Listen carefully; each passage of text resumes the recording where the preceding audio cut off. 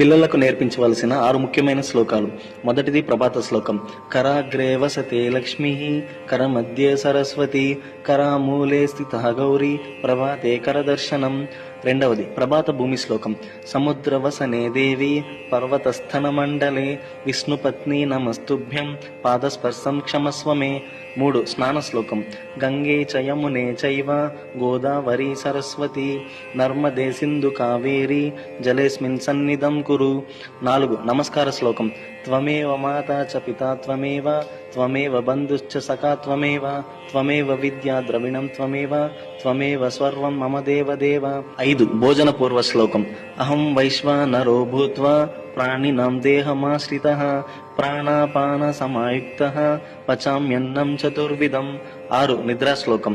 కాయేన వాచా మనసేంద్రియైర్వా, బుద్ధ్యాత్మనా వా ప్రకృతి స్వభావాత్, కరోమి యద్యత్ సకలం పరస్మై నారాయణాయేతి సమర్పయామి.